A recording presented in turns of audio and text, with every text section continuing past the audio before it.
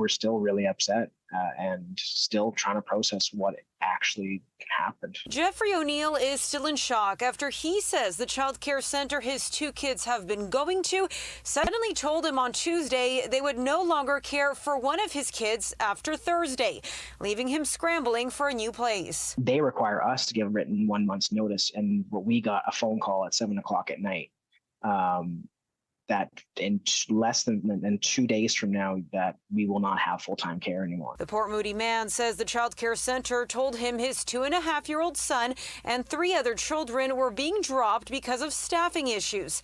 City News reached out to the center but did not hear back. Lots of waves of emotion of like, what's going to happen? My wife's in school right now. So is she going to have to quit school? Am I going to have to quit work? Really devastating. We've been at this place for almost a year now. And to be dropped so quickly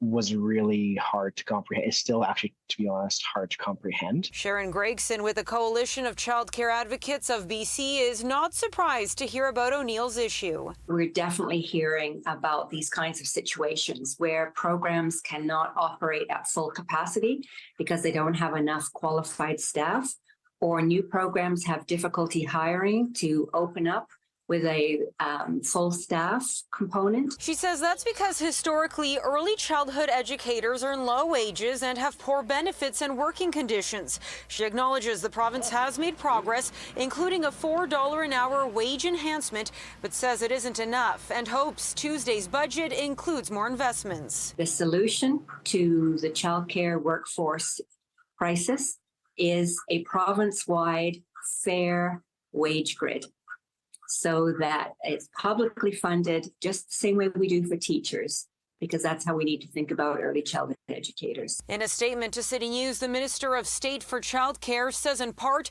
they are developing a wage grid to better retain and better recognize and compensate ECEs, adding they have taken action to recruit and retain ECEs by helping with the cost of education, enhancing wages, and providing better access to training and professional development, and streamlining pathways for international ECEs.